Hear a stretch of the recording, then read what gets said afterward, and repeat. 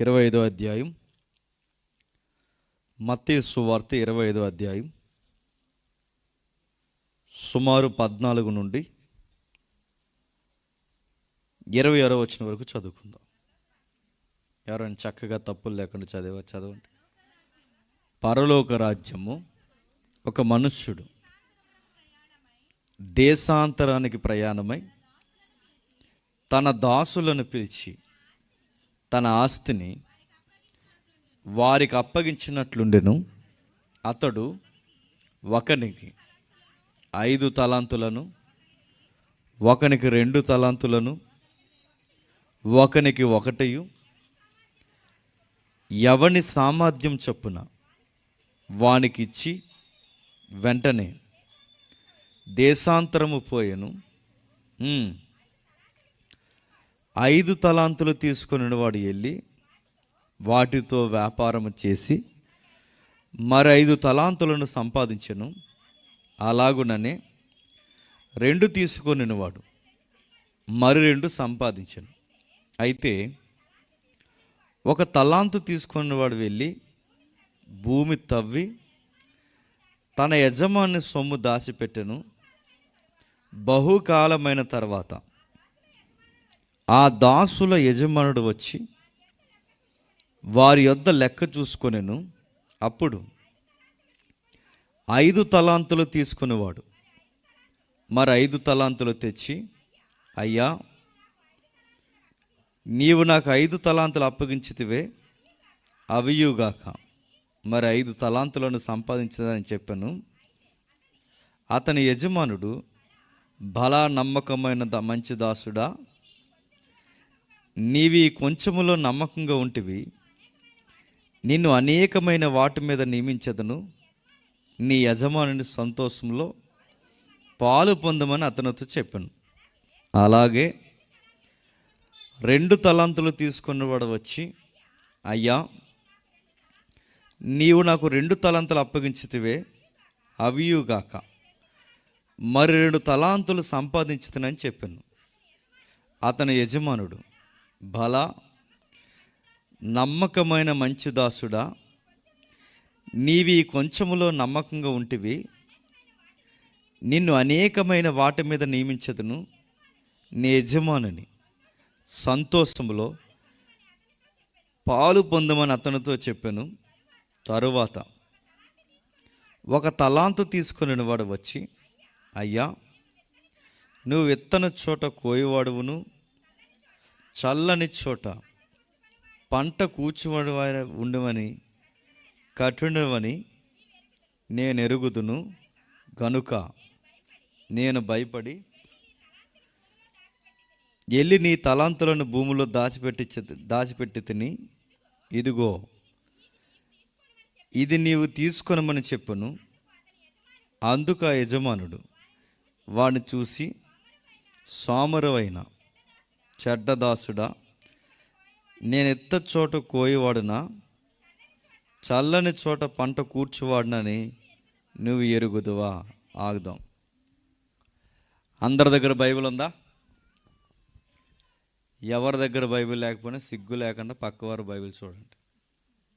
Bible చూస్తూ వాక్యం వినండి. బైబిల్ లేకుండా క్రైస్తవ సభకు రాకూడదు. అది గౌరవం అనిపించుకోదు. ప్రతి ఒక్కరి దగ్గర ఒక సొంత బైబిల్ ఉండాలి. సరే, నిజాయితీగా ఒప్పుకోండి, చదివింది మనకేమన్నా అర్థమైందా? సిగ్గు లేకుండా ఒప్పుకోండి.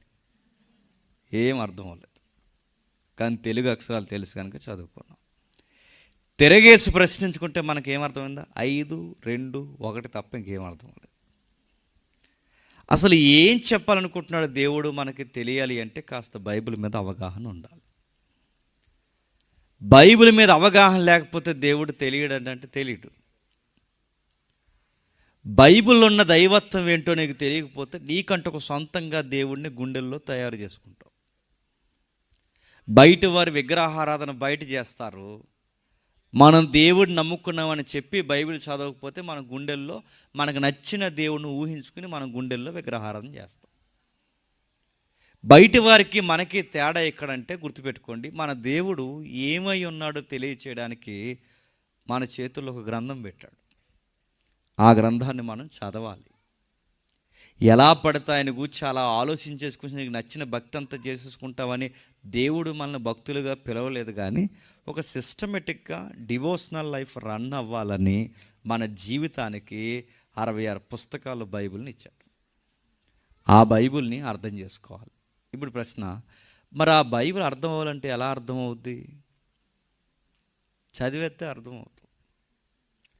ఆ బైబిల్ అర్థం అవ్వాలంటే ఎలాగ అర్థమవుద్ది? ప్రార్థన చేసి తలకడెట్టుకుని అర్థమవుతుంది. ఆ బైబిల్ అర్థం కావాలంటే ఎలాగ అర్థమవుద్ది?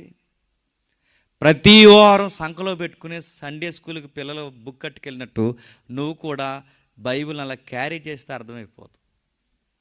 మరి ఎలాగ అర్థమవుద్ది? రోజుకు ఒక అధ్యాయం చదివితే అర్థమైపోతుంది. ఎలాగ అర్థమవుద్ది అంటే సింపుల్ లాజిక్ ఉంది, గుర్తుపెట్టుకోండి.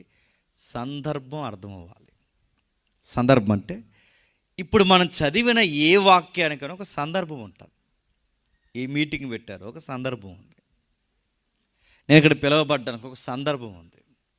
అలాగే ప్రతి వాక్యానికి ఒక సందర్భం ఉంటుంది. ఎవరు, ఎందుకు, ఏ విషయాన్ని గురించి రాస్తున్నారు, అవి ఏంటి, దాని చుట్టూ ఏం జరుగుతుంది, ఆ చదివిన వాక్యం చుట్టూ ఏం జరుగుతుందో తెలిస్తే దాన్ని సందర్భం అంటారు. ఈ సందర్భం అర్థం చేసుకోకుండా వాక్యాలు చదివితే దేవుడు మనతో మాట్లాడు గుర్తుపెట్టుకో. చాలామంది వచ్చి అడుగుతారు, ఇలా వేదికల దగ్గరికి వచ్చి అడుగుతారు, ఏమనంటే ప్రార్థన చేయించుకుంటారు. వెరీ గుడ్, మంచిది, ప్రార్థన చేయించుకుంటారు. కానీ ఆ ప్రార్థన చేసుకున్న తర్వాత నెక్స్ట్ ఏం అడుగుతారంటే, మా కోసం దేవుడు ఏమైనా చెప్పాడా అని అడుగుతారు. ఏం చెప్పడు. మళ్ళీ అడుగుతారు, మా కోసం దేవుడు ఏం చెప్పాడు? ఏమీ చెప్పడు. మీరు అస్తమాలు ఏమైనా చెప్పాడంటే ఏదో చెప్పేస్తాను. చెప్పమా? ఏం చెప్తాడు? నీకు చెప్పాలన్నా నాకు చెప్పాలన్నా ఒకే ఒక రైట్ ఛానల్ ఉంది, అది బైబిల్. ఆ బైబిల్లో నుంచే మాట్లాడతాడు. ఎలా మాట్లాడతాడు? ఆ బైబిల్లో ఎలా మాట్లాడతాడంటే, నలిగిపోయి ఆసారిపోయిన జీవితాలు ఉంటే, నీలాంటి నలిగిపోయిన జీవితాలు బైబిల్లో ఉన్నాయి. ఆ జీవిత చరిత్రను నువ్వు చదువుతున్నప్పుడు వారిని వాదార్చిన దేవుడు నన్ను కూడా వాదారుస్తాను ఒక ధైర్యం వస్తుంది. చూసారా? అది దేవుడు మాట్లాడు. నువ్వు సంసారివైతే నీ జీవితంలో సంసార బాధలు తట్టుకోలేక ఈ గోదావరిలోకి దూకి చనిపోదామన్నంత బాధలు నీకు వస్తే, నీకన్నా ఘోరాతి ఘోరంగా సంసారంలో నలిగిపోయిన తల్లులు ఉన్నారు. ఆ తల్లుల జీవితాలను దేవుడు ఆశీర్వాదకరంగా మార్చేశాడు. ఆ సందర్భాన్ని నువ్వు చదువుతుంటే, ఈరోజు ఆ సందర్భం నువ్వు చదువుతుంటే, ఆ సందర్భంలో ఆ వ్యక్తుల్ని వాదార్చిన దేవుడు, ఆ దేవుడు నిన్న నేడు నిరంతరం ఉన్నాడు కనుక ఈరోజు నన్ను కూడా చెప్పండి వాదారుస్తాను ఒక ధైర్యం వస్తుంది. చూసారా? అది దేవుడు మనతో మాట్లాడు. ఈ జనరేషన్లో దేవుడు ఎలా మాట్లాడతాడంటే వాక్యంలోంచి మాట్లాడతాడు. కానీ బాధాకరమైన విషయం ఏంటంటే, దేవుడు వాక్యంలోంచి మాట్లాడతాడని ప్రతిదీ వాక్యాన్ని అడగడం మొదలెట్టారు. వాక్యంలోంచి దేవుడు మాట్లాడతాడని కొంతమంది ఏం చేశారంటే, ఇంకేం చేయాలని వాక్యాన్ని అడుగుతారనమాట. ఒకడు ఊరు వెళ్ళాలనుకున్నాడట. ఊరు వెళ్ళాలంటే ఏం చేయాలి? ఊరు వెళ్ళాలి. వచ్చి బైబిల్ని అడిగాడట, నేను ఊరు వెళ్ళాలా వద్దా అని. అనగానే బైబిల్ ఇలా కొట్టి బైబిల్ నెల తిరిగేశాడట. ఒక రెఫరెన్స్ తగిలింది. ఆ రెఫరెన్స్ ఏంటంటే, అంతటా అతడు లేచి బయలుదేరాలని బ్యాగ్ సర్దుకుని వెళ్ళిపోయాడంట. నేను అడుగుతున్నాను, ఊరు వెళ్ళాలో, పెళ్ళికి వెళ్ళాలో లేదని అడుగుతున్నాను, ఉద్యోగానికి వెళ్ళాలి అని బైబిల్ చెప్తుందా? ఇతను బైబిల్లోంచి దేవుడు మాట్లాడతాను ఏమడిగాడట, ఇలా చదివి అంతటా అతను లేచి బయలుదేరని వెంటనే బయలుదేరిపోయాడట. ఆ కిందికి చదువుతుంటుంది. ఆ కిందికి చదివితే వచ్చేది ఏంటంటే, అంతటా అతను లేచి ఉరేసుకోవడానికి పోయాడని ఉంటుంది. ఎవరు? ఇస్కరియోతు యోధ. అది చదవో, దాన్నే కాంటెక్స్ట్, సందర్భము అంటారు. ఇది మనకు అర్థం కావాలంటే సందర్భం లేకుండా వాక్యాన్ని మనం అప్లై చేసుకుంటే, ఏ వాక్యం అయితే నేను రక్షిస్తాదో చెప్పండి, ఆ వాక్యం ఏమో తెలుసా? ఇందులో ఉన్న తెగుళ్ళన్నీ రప్పిస్తా అన్నాడు. ఇందులో ఒకటి కలపొద్దు చెప్పండి, ఒకటి తీయొద్దు. తెలిస్తే తెలుసు, తెలియకపోతే తెలియదు. ఏదన్నా ఒక వాక్యాన్ని మనం అర్థం చేసుకునే ప్రయత్నం చేస్తే ఆ దేవుడు రాయించిన సందర్భం ఏంటో మనం తెలుసుకోవాలి. ఇంకా ఉదాహరణ చెప్తాను వినండి. నేను చాలా దిక్కుని చెప్తున్నాను వినండి. ఎప్పుడు రానంత జనము 31st నైట్కి వస్తారు రారా? వస్తారు. 31st నైట్కి చర్చిలన్నీ నిండిపోతాయి, బయట కుర్చీలు నిండిపోతాయి, లోపల టేబుల్స్ నిండిపోతాయి, అన్నీ నిండిపోతాయి. టెంట్లు వేస్తారు, టెంట్లు నిండిపోతాయి, అన్నీ నిండిపోతాయి. ఎక్కడ రాని జనం అంతా 31st నైట్కి వస్తారు. ఎందుకంటే ఇవి ఎప్పుడూ చర్చికి రాని బ్యాచ్ అంతా అప్పుడు ఎందుకు వస్తారంటే, ఇంక ఏడాది అంతా గాలిదిరులు తిరిగాం, ఇంక నీ రెక్కల చోట మమ్మల్ని కాపాడు, మళ్ళీ చివరిలో నీకు కనబడడానికి వస్తున్నాం, మమ్మల్ని కాపాడు ప్రభు అని లుక్ ఇవ్వడానికి వస్తారు. ఎవరికి? దేవుడికి. ఇలా వచ్చిన తర్వాత అందరూ వస్తారు, అంతకు జనాభా ఎక్కువైపోతారు. ఈ వచ్చిన వారిని అందరినీ దైవజనులు కొంతమంది ఏం చేస్తారంటే, అందరినీ దేవుళ్ళు నిలబెట్టి ధైర్యపరచడానికి వాగ్దానం కార్డులు ఇస్తారు. వాగ్దానం కార్డులు నేను తప్పు అంటలేదు, వద్దంటలేదు, కానీ వినండి, సందర్భం అంటే వాక్యానికి సందర్భం ఏంటి తెలియాలి. ఆ వాగ్దానం కార్డులు ఇస్తున్నప్పుడు ఒక పాస్టర్ గారు తెలివిగా ఏం చేశారంటే, ఆ వాగ్దానం కార్డులు ఇవ్వడానికి ఆయన పగలంతా చాలా పనులు ఉన్నాయి ఆయనకి. ఎందుకంటే 31st నైట్ అంటే కక్క ముక్క డొక్క లేకపోతే 31st నైట్ లాగా ఉండదు, బడగానే ఉండాలి కదా చర్చిలో. అందుకే ఏం చేశారంటే బాగా సెట్ చేశారు. పాస్టర్ గారే మార్కెట్కి వెళ్ళారు, అన్నీ కొంటున్నారు, అన్నీ చేస్తున్నారు. ఈలో పాస్టర్ గారు ఏం చేశారంటే, సాయంత్రం వాగ్దానం కార్డులు పంచాలి కనుక ఆడవారి కార్డులు మగవారి కార్డులు వేరు చేశారు. ఈ ఆడవారి కార్డులు మగవారి కార్డులు ఏరు చేసినప్పుడు ఈ సాయంత్రం వచ్చే పాస్టర్ గారు పంచాలి కదా, మరి ఈలోపు ఈయన మార్కెట్కి వెళ్ళాడు. ఈ మార్కెట్కి తిరిగి వచ్చే సమయానికి ఈలోపు మళ్ళీ కార్డులు ఎక్కడైనా పెడితే డిస్టర్బెన్స్ అవుతాయని చెప్పి చర్చిలో ఉన్న కుర్రోడిని పిలిచాడు. రే, ఈ కార్డులు జాగ్రత్తగా ఉంచరా, సాయంత్రం మంచిదాన్ని. చర్చిలో కొంతమంది కురగాలు కంగారుగా తిరుగుతుంటారు, చూసారా? వీళ్ళు కుర్చీలు బాగానే వేస్తారు, బరకాలు బాగానే వేస్తారు, మీటింగ్ అంతా బాగానే చేస్తారు. వీళ్ళకుంటే జబ్బు ఏంటంటే వాకింగ్ చెప్పడానికి మాయమైపోతారు. అది జబ్బు వీళ్ళకి. ఇక్కడ వాళ్ళు ఎవరన్నా వెళ్తుండో అందరి దగ్గర ఉన్న జబ్బు చెప్తున్నాను. సరిగ్గా వాకింగ్ చెప్పడానికి పోతారు. అది తగునా? మార్తమ్మ ఎలాగే చేసిందంట గుర్తుపెట్టుకోండి. మార్తమ్మ బైబిల్ ఉందిగా, మార్తమ్మ మరియలు. మార్తమ్మ ఎలాగుందట, అన్నీ బాగానే ఉండిందంట. వంట వండింది, అన్నీ చేసింది, ఆయన కాలు కొడుకోవడానికి నీళ్ళు ఇచ్చింది, అన్నీ బాగా చేసింది. సరిగ్గా వాకింగ్ చెప్పే టయానికి ఆ కిచెన్లోకి పోయి వంట చేస్తుందట. అప్పుడు మళ్ళీ బయటకు వచ్చేముందంటే, మా సిస్టర్ని హెల్ప్ చేయడానికి ఎందుకు పంపించి మీ దగ్గర కూర్చోబెట్టి ఆ మాటలన్నీ వింటున్నారంటే, యేసుప్రభు అని చెప్పిన, నా నోట్లో ఏం పెట్టాలని చూస్తున్నా తప్ప నా నోట్లోంచి ఏ వాక్యం వస్తుందో నువ్వు వింటున్నావా మార్త? నాకు నా పరిచర్య చేసేయడం అంటే కేవలం నా పనులు చక్కబెట్టడమే కాదు, అన్నిటికన్నా ప్రాముఖ్యమైనది ఏంటంటే మాట వినాలి, వాక్యం వినాలి. కుర్చీలు వేయండి మంచిదే, బరకాలు వేయండి మంచిదే, సంఘంలో పనులన్నీ చక్కబెట్టండి మంచిదే, కానీ వాక్యం కూడా కంగారు కూడా మాయమైపోయాడు. ఈడు అటు ఇటు తిరుగుతున్నప్పుడు ఈ కంగారు కూరగారిని పాస్టర్ గారు పిలిచి ఈడికి పని అప్పగించారు. రై, సాయంత్రం మళ్ళీ వస్తాను, ఈ వాగ్దానం కార్డులన్నీ నాకు జాగ్రత్తగా అప్పగించరా, మళ్ళీ సాయంత్రం నేను పంచాలంటే ఈడి కంగారుడుగా కలిపేశాడు. ఆ మొక్క పాస్టర్ గారు చెప్పలేదు. పాస్టర్ గారికి చెప్తే బాగున్ను, పాస్టర్ గారికి తెలియదు. సాయంత్రం యథావిధిగా ప్రేయర్ అయిపోయింది, 11:30 12 అయిపోతుంది. వాగ్దాన కార్డులు పంచేద్దామని పాస్టర్ గారు వాగ్దాన కార్డు పంచారు. ఈ ఆడవారి కార్డులు మగవారి కార్డులు కలిసిపోయిన సంగతి పాస్టర్ గారు తెలియదు. ఈ పాస్టర్ గారు ఇలా పనిచేస్తుంటే అందులో వయసులో ఉన్న కురగుడికి ఒక వాగ్దాన కార్డు వచ్చింది. ఆ కార్డులు ఇలా ఉంది, వచ్చే ఏడాది గర్భవతి అవుతామని. అవుతాడాడు? చస్తాడు ఏదో అవుతాడని అడుగుతున్నాడు. ఇప్పుడు ఆ వాగ్దానం కార్డు ఆడు ఎలా అప్లై చూసుకున్నా అప్లై అవుద్దా? అప్లై అవ్వదు. మరి అది ఎలా కార్డు అంటే దాన్నే సందర్భం అంటారు. ఏ సందర్భం? ఆ మాట ఎక్కడది? ఆదికాండంలోనిది. ఎవరికి చెప్తున్నారు? అబ్రహాము ద్వారా శారమ్మకి చెప్తున్నారు. అంటే అది శారమ్మకి అబ్రహాముకి సందర్భించిన ఒక గొడ్రాలి తల్లి అవుతుందని చెప్తున్న ఆదికాండపు వాక్యం. అంటే దాన్నే ఎక్కడ మాట? ఆదికాండంలో ఉంది. ఎవరు మాట్లాడుతున్నారు? దేవుడు మాట్లాడుతున్నారు. ఎవరితో మాట్లాడుతున్నాడు? అబ్రహాంతో శారమ్మకి ఇస్తున్న వాగ్దానం. దీన్నే సందర్భం అంటారు. అంటే ప్రతి వాక్యానికి ఇలా సందర్భం ఉంటుంది.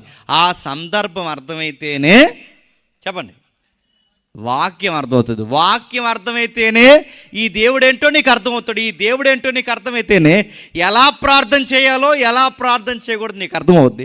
ఈ దేవుడేంటో నీకు అర్థమైతే ఏం అడగాలో ఏం అడగకూడదో నీకు అర్థమవుతుంది. అందుకే ఇప్పుడు ఈ సందర్భం చదువు. ఏంటి ఈ సందర్భం? దేవుడు అడుగుతాడు.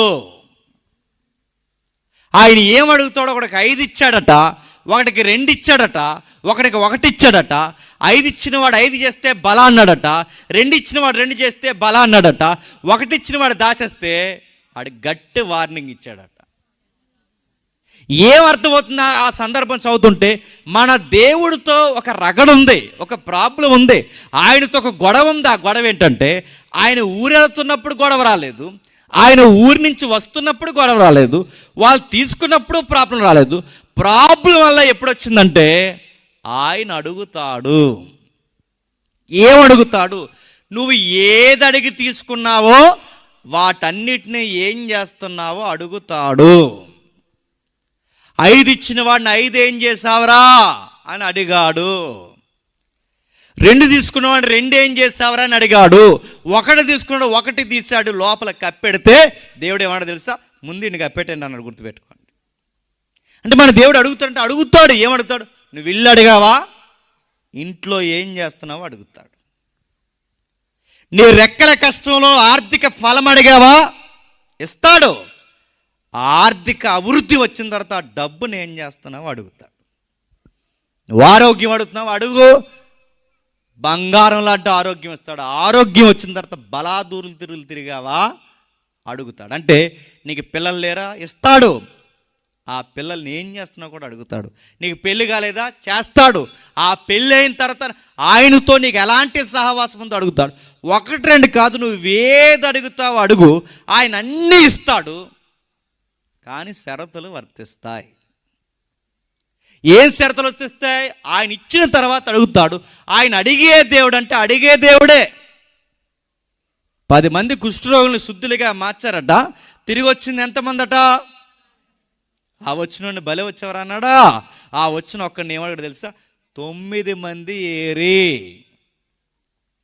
మన దేవుడితో ప్రాబ్లం ఏంటంటే అడిగిన వాటిని అన్నిటినీ ఇస్తాడు. ఇచ్చిన వాటిని ఏం చేస్తావు అడుగుతాడు. ఆ ఇచ్చిన వాటికి లెక్క సరిపోవాలి.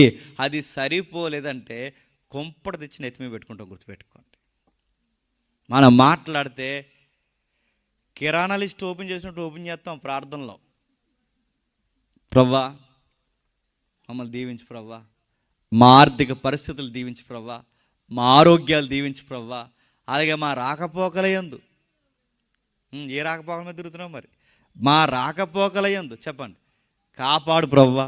అలాగే ఇంకా చెప్పండి, మా పిల్లలకి ఎగ్జామ్స్ వచ్చే ప్రవ్వా, ఏడాది పొడిక్కాడ చదవలేదు, ఫేస్బుక్స్తోనే సరిపోయింది, అడిగి ఇన్స్టాగ్రామ్తో, అయినా కానీ గొప్ప హృదయంతో వాడిని ఏదోలాగా చెప్పండి. ఇప్పుడు ఎగ్జామ్స్ జరుగుతున్నాయిగా. నేను అడుగుతున్నాను, ఇలాంటి ప్రార్థనలన్నీ చేస్తాం. నేను అడుగుతున్నాను, ఇలాంటి ప్రార్థనలన్నీ చేస్తూ ఒకవేళ పొందుకున్న తర్వాత వాటికి నీ కృతజ్ఞత ఏంటి? అందుకే నేను చాలా దిక్కుని చెప్పిన సందర్భం మీకు చెప్తున్నాను. ఇలా బైబిల్ని తిరగేసుకుంటూ పోతే ఈ సందర్భం అర్థం అవ్వాలంటే బైబిల్లో 3 క్యారెక్టర్ స్టడీలు ఉన్నాయి. ఈ మచ్చికి మనం అర్థం చేసుకోవడానికి పుంకాల వ్యక్తుల జీవిత చరిత్రలు ఉన్నాయి. ఆ వ్యక్తుల జీవిత చరిత్రలో 3 ముఖ్యమైన జీవిత చరిత్రలు ఉన్నాయి. ఆ ముఖ్యమైన 3 జీవిత చరిత్రలు ఎందుకు పతనమైపోయి తెలుసా? వాళ్ళు దేవుని చేత కొన్ని తీసుకున్నారు. అవి ఏవైతే తీసుకున్నారో అవే కొంపటై కూర్చున్నాయి. ఈ లెసన్ మీకు అర్థమైతే ఈరోజు చెప్తున్నది ఏం అడగాలో ఏం అడగకూడదో అర్థమవుతుంది. ఏమైంది ఆ 3 జీవిత చరిత్రలు అంటే ఏమైందేంటి? వాళ్ళు దేవుని చేత పొందుకున్న వాటి వల్లనే ప్రాబ్లం అయిపోయింది వాళ్ళకి. ఎవరు వాళ్ళంటే అందులో 3 వ్యక్తులు. ఆ 3 వ్యక్తులు ఎవరంటే ప్రాముఖ్యమైన వ్యక్తులు. ఆ ప్రాముఖ్యమైన వ్యక్తులు ఏం చేశారంటే ఆత్మహత్య చేసుకుని చచ్చిపోయారు. ఎందుకు ఆత్మహత్య చేసుకుని చచ్చిపోయారు బైబిల్ అంటే, వాళ్ళు ఆత్మహత్య చేసుకుని చనిపోవడానికి కారణం వారు దేవుణ్ణి చేత పొందుకున్న ఏవైతే ఉన్నవో ఆ పొందుకున్న వాటిని వారు సరిగ్గా మెయింటైన్ చేయలేనందుకు సూసైడ్ చేసుకుని చచ్చిపోయారు. అందులో మొట్టమొదటి వ్యక్తి ఇశ్రాయేల్ రాజు. చెప్పండి, సౌలు. ప్రశ్న, సౌలు చనిపోయిన చరిత్ర మనకు తెలియాలి. సౌలు రాజు అవ్వకముందు సౌలు పరిస్థితి ఏంటో తెలుసా? సౌలు గారు రాజు అవ్వకముందుకు వాళ్ళ నాన్నగారు తండ్రి సాటు బిడ్డ. తండ్రి ఏది చెప్తే అది చేస్తాడు. తండ్రి యొక్క గాడిదలను మేపుతాడు. తండ్రి బిజినెస్ చూసుకుంటాడు. ఆ అబ్బాయికి ఏదైనా తెలుసు అంటే ఒకటి తెలుసు, వాళ్ళ నాన్నగారికి సహాయకంగా ఉండడం తెలుసు. సౌలు కూర్చిన వ్యక్తీకరణ బైబిల్లో ఉంది. ఇశ్రాయేలీలడట సౌలు కన్నా ఎత్తైనోడు ఎవడు లేడట, సౌలు కన్నా అందగాడు ఎవడు లేడట. సౌలు దగ్గరికి ఎవడైనా ఏ మగాడని వస్తే భుజాల వరకు వస్తాడట, అంత హైట్ ఉంటాడట. అంత హైట్ ఉన్న సౌలు చూడ్డానికి చూసిన వెంటనే హీరోలా కనబడతాడట. అలాంటి సౌలు గారిని దేవుడు రాజుగా ఎంపిక చేశాడు. సరిగ్గా టైంలో పరిస్థితులు ఏం జరుగుతుందని మీకు తెలుసు. సరిగ్గా టైంలో సమూయేలు అనే ప్రవక్త ఉన్నాడు. ఆ సమూయేలు అనే ప్రవక్త ఎవరైతే ఉన్నాడో ఆ సమూయేలు అనే ప్రవక్త దగ్గరికి ప్రజలందరూ కలిసి వచ్చారు. దేశ ప్రజలందరూ ఎందుకు కలిసి వచ్చారంటే కారణం ఉంది. ఆ దేశ ప్రజలందరూ కలిసి రావడానికి కారణం, సమూయేలు గారికి వయసు అయిపోయింది. సమూయేలు గారికి వయసు అయిపోతే సమూయేలు గారి ప్లేసులో న్యాయాధిపతులుగా నియమింపబడింది ఎవరంటే సమూయేలు కొడుకులు. ఈ సమూయేలు ప్రవక్తకి వయసు అయిపోయింది. సమూయేలు గారి ప్లేస్లో వచ్చింది న్యాయాధి ప్రవక్తలు వచ్చింది. సమూయేలు కొడుకులు వచ్చారు. ఆ సమూయేలు కొడుకులు ఏం చేశారు? లంచాలకి మరిగారు.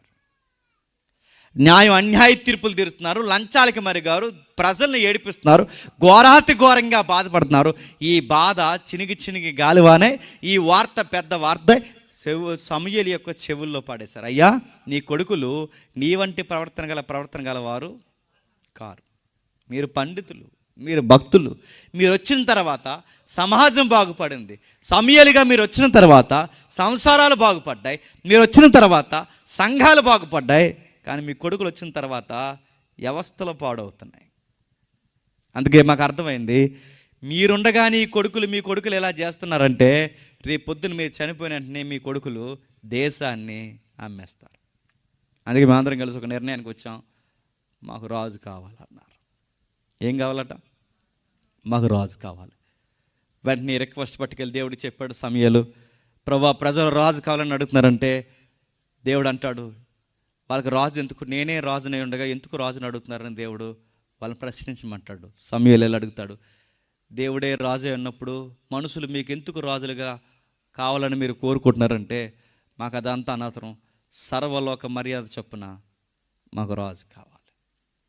దేవుడు ప్రజల మేలు కోరినవాడు, భవిష్యత్తు కోరినవాడు కనుక ఒక మాట అడుగుతాడు, ప్రజలకు వివరించు, మానవుల్లో ఎవడైనా రాజు అయితే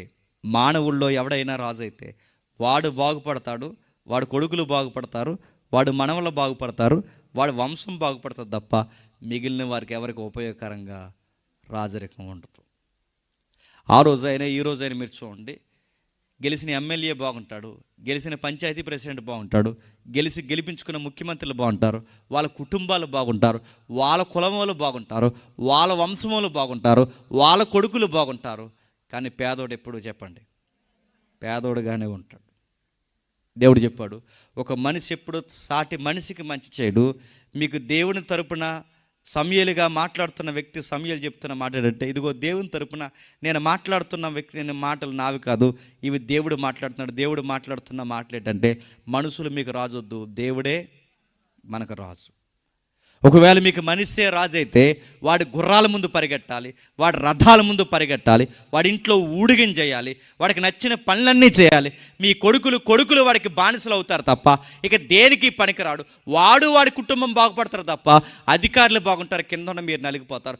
మనుషుల కిందకి అధికారుల కిందకు దూరకండి, నా కింద ఉండండి అని మనుషులకి దేవుడు సమూయేలు ద్వారా వివరిస్తే మొత్తం మెసేజ్ అయిన తర్వాత అన్నారంట, మమ్మల్ని తినేసేవాడే మాకు కావాలన్నారంట.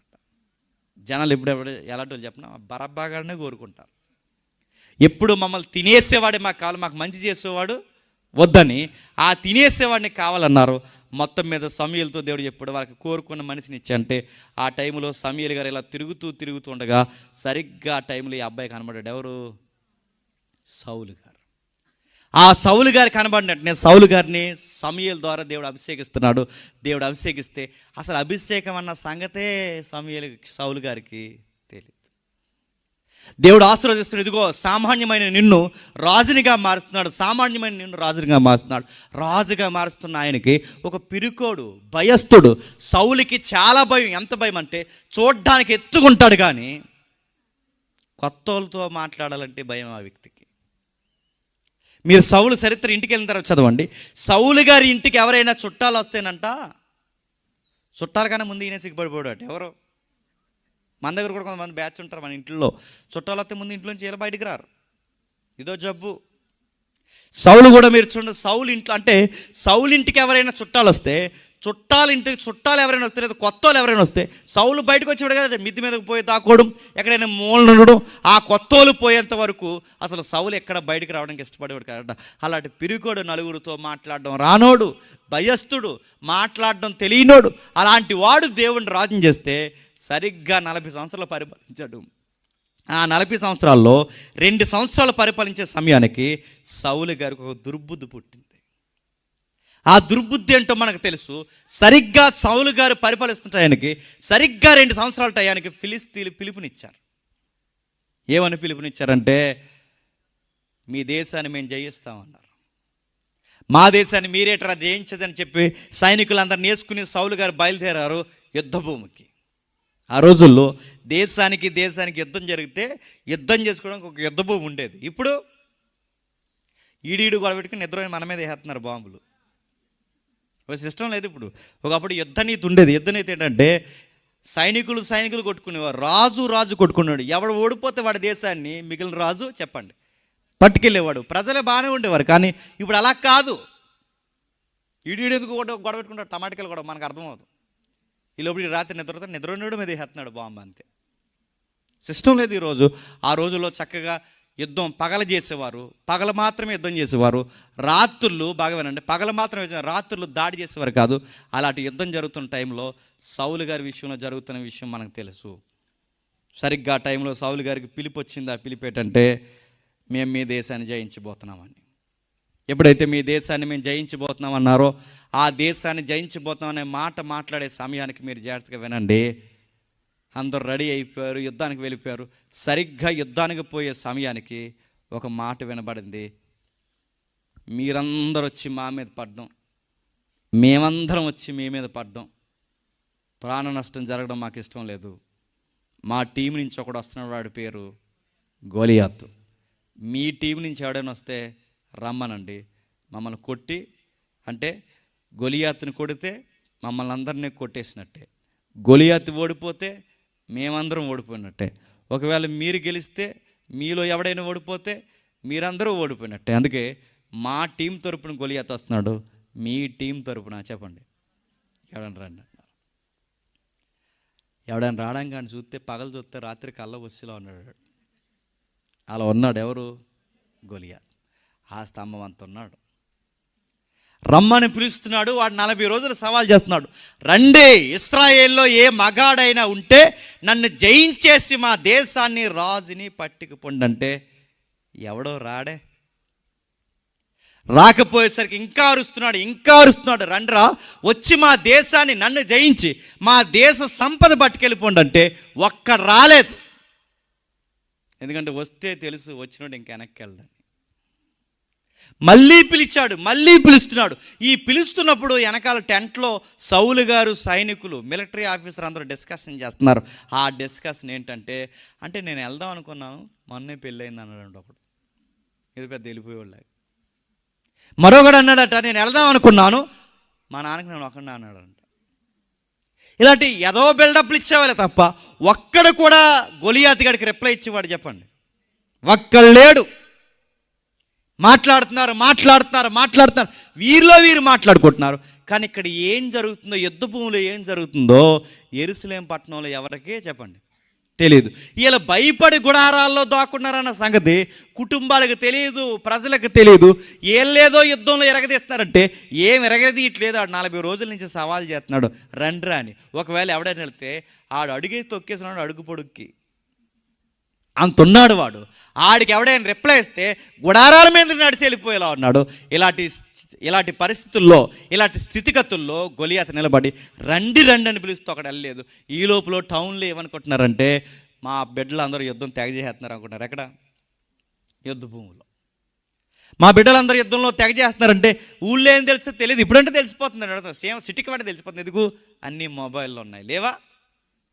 మీటింగ్ వచ్చే ముందు ఫోటో, మీటింగ్ అయిన తర్వాత ఫోటో, ఇంటికి వెళ్ళేటప్పుడు ఫోటో, భోజనం చేస్తున్నప్పుడు ఫోటో, బాత్రూంలో పోతున్నప్పుడు ఫోటోలు, స్టేటస్లు, నిలబడితే ఫోటో, ఒంగుంటే ఫోటో, తొంగుంటే ఫోటో, అన్ని ఫోటోలే కదండి. తుమ్మితే దొగ్గిన ఫోటో, అన్ని ఫోటోలు నడుపుతాను. శవం దగ్గర ఫోటో, పెళ్లి దగ్గర ఫోటో, బర్త్డే ఫోటో, అన్ని సెల్ఫీలు. ఈ రాత్రి ఈ ఊర్లో ఏదైనా జరిగితే తెల్లారేసరికి ప్రపంచం తెలిసిపోతుందా లేదా? అప్డేట్ కమ్యూనికేషన్ ఉంది ఇప్పుడు, అంటే చాలా ఈజీగా వెళ్తుంది. ఆ రోజులు ఇంత నెట్వర్క్ లేదు. అక్కడ ఏం జరుగుతుంది అంటే, ఎవడైనా ఎక్కడికి రావాలి, ఎవడైనా ఈ లోపు ఏం జరుగుతుంది ఎవరికి తెలీదు. ఈ లోపు తెలియక వీళ్ళ ఊళ్ళో చాలా పెద్ద బిల్డప్ ఇచ్చారు. ఎందుకు? గొలియాతు కూడా ఉన్నాడన్న సంగతి తెలియదు వీళ్ళకి. తెలియక ఇలా చాలా బిల్డప్ ఇచ్చి వచ్చారు. ఇదిగో మీ యుద్ధానికి పోతామని ఒక్కొక్కడు ఒక రేంజ్లో వచ్చాడు. ఆ వచ్చినప్పుడు ఎలా వచ్చుంటాడు జస్ట్ ఊహించండి. ఎలా వచ్చుంటారు? మామూలు బిల్డప్ ఇచ్చుంటారా? యుద్ధానికి వెళ్తున్నావురా అని చెప్తారు. ఇంట్లో భార్య ఉన్నాయనుకోండి, భార్యకి ఏం చెప్తారు చెప్పండి? ఇదిగో ఆ కత్తిలకి అంటాడు. ఆ కత్తి ఆవిడ ముందే నూరుతాడు. బిల్డప్ ఆవిడ ముందే నూరి ఆ వరలో పెట్టి ఆ జాకెట్స్ అన్నీ అదే ఆ యుద్ధ కవచాలన్నీ సర్దుకుని ఇంత బిల్డప్ ఇస్తున్నప్పుడు ఎక్కడికి వెళ్తున్నారని కానీ సీరియస్ చెప్తాడు, యుద్ధానికి వెళ్తున్నాను. రావచ్చు రాకపోవచ్చు. ఈ బిల్డప్ అని చెప్తుంటే ఆవిడ తెగ పౌరుషంగా ఫీల్ అయిపోతుంది, మా ఆయన యుద్ధ వీరుడని. ఈ లోపల ఈయన యుద్ధానికి వచ్చిన తర్వాత ఆవిడ ఖాళీగా ఉంటుందా?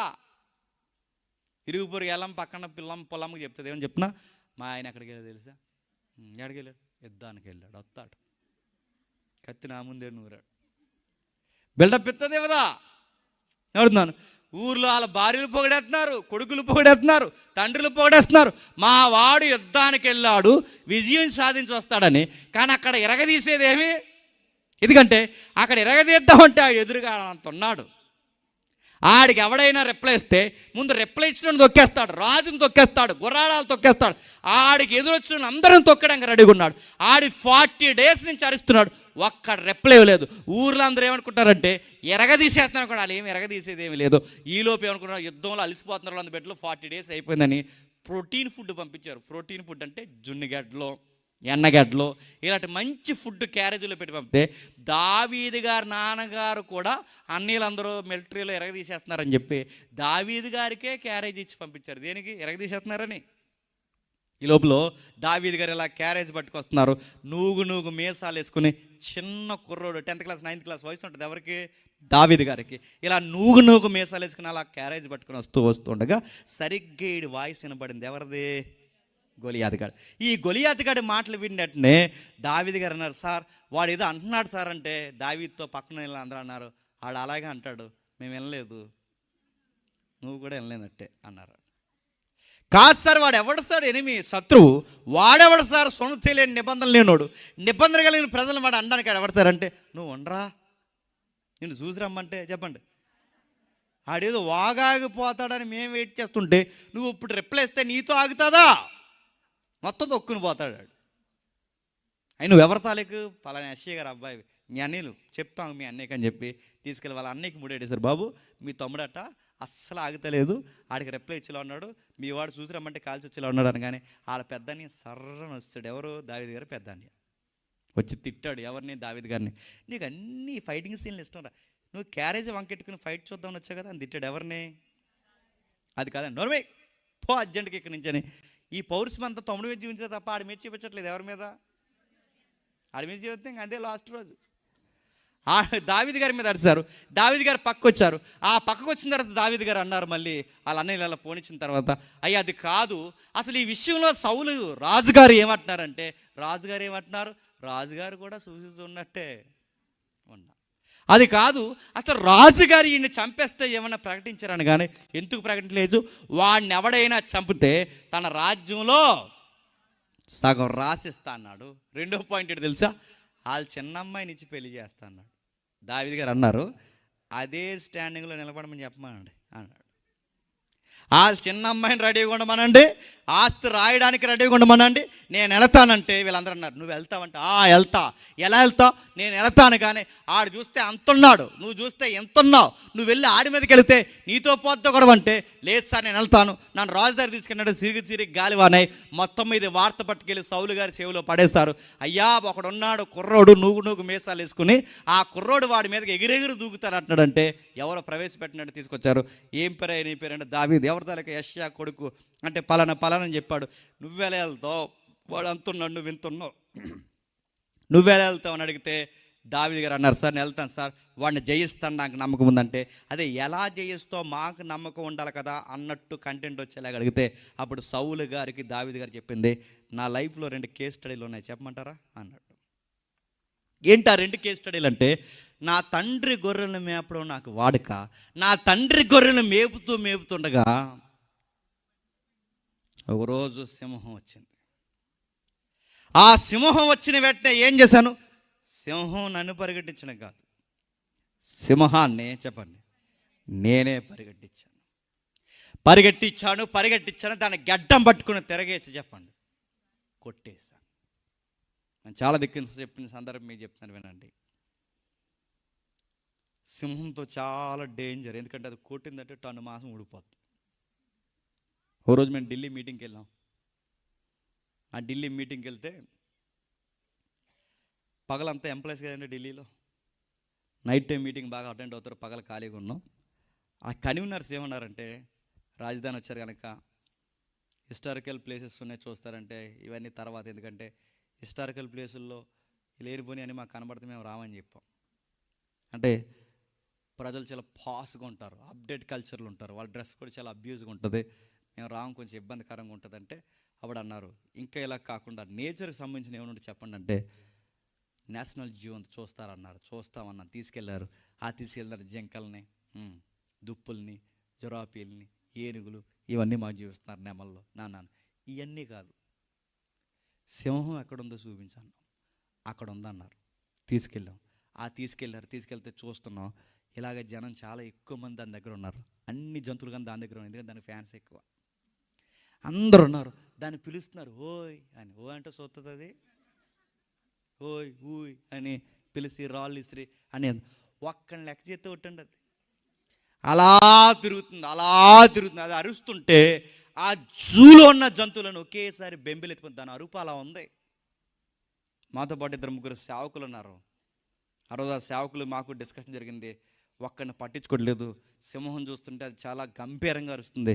ఆ రోజు మా మధ్య జరిగిన డిస్కషన్, అందులో ఒక అన్న అన్నాడు, తమ్ముడు ఇలాంటి సింహాన్ని దావి చంపేయాడే అన్నాడు. అప్పుడు నేను అన్నాను, ఇలాంటి సింహం కాదని ఇది డొక్కు సింహం అన్నాను నేను. ఎందుకంటే మన ఇండియాలో సింహాలు డొక్కు సింహాలు, పొట్టి సింహాలు, పొట్టుకుంటాయి, డొక్కులా ఉంటాయి, నడుతున్నాను. ఈ సింహం కదని ఇది డొక్కిది పొట్టిది, ఇది కాదు. అసలు మిడిల్ ఆసియా, మధ్య ఆసియాలో సింహాలంటే కొదమ సింహాలు. దాని తల ఎంత ఉంటుంది, అది ఎగిరిందంటే 12-13 అడుగులు ఎత్తుంటుంది, అది పని చేసుకుందంటే టన్ను మాసం ఉడిపోద్ది. అలాంటి సింహాన్ని కొట్టాడన్న అంటే దావీదు, అదే ఎలా కొట్టాడు అదే అన్నాడు. అప్పుడు నాకు అప్పుడే కొత్తగా పాప పుట్టింది, మా ఫస్ట్ అమ్మాయి. ఆ పుట్టిన అమ్మాయి పుడితే ఆ అమ్మాయిని నాకు చాలా ఇష్టం, ఎందుకంటే నా కష్టాలు పుట్టింది. సరిగ్గా పుడితే నా అన్నాను, అన్న నాకు ఏనా పుట్టిందిగా నువ్వు మాట్లాడుతున్నాను. ఇప్పుడు ఇదే పార్కులో నేను ఇక్కడ చూస్తుండగా నా పాప ఇక్కడ జారిపోయిన తర్వాత ఇలా పడిపోయింది అనుకో, సింహం ఇప్పుడు ఆ పాప దగ్గరికి వస్తే నేను ఏం చేస్తాను అన్న. నా పాపను వదిలేసి వెళ్ళిపోతానా, సావో రేవో, పాపను కాపాడడానికి సింహం ముందు దూకుతానా అన్న. దూకుతా, ఎందుకంటే ప్రేమ మరణము కన్నా చెప్పండి బలమైనది. నా బిడ్డ మీద ఉన్న ప్రేమకు నేను ఏం చేస్తాను, అది ఎదుర్కొన్నది ఎలుగుబంటి అయినా సింహం అయినా, నా బిడ్డ ప్రాణాలు కాపాడుకుని నా ప్రాణాలు పోయినా పర్లేదని ఏం చేస్తాను చెప్పండి, దూకుతాను. ఆ దూకి ఏం చేస్తానంటే ఫైట్ చేస్తాను. ఈ పాయింట్ మీకు అర్థమైతే, దావీదు గొర్రెల్లా చూడడు చెప్పండి, బిడ్డల్లా చూస్తాడు. అలాంటి తన బిడ్డల్ని మృగం వచ్చి ఎట్టుకెళ్ళిపోతుంటే ఊరుకుంటాడా? పేర్లు పెట్టి పిలుస్తాడు ఒక గొర్రెని. అలాంటి గొర్రె పిల్లని, బిడ్డల్లాంటి పిల్లని ఎత్తుకెళ్ళిపోతానంటే దావీదు ఊరుకుంటాడా? దావీదు రంగంలోకి దిగాడు, ఆ సింహాన్ని పరిగెట్టించాడు. ఆ పరిగెట్టిన గడ్డం పట్టుకుని తన బిడ్డలాంటి గొర్రెని చెప్పండి విడిపించేశాడు.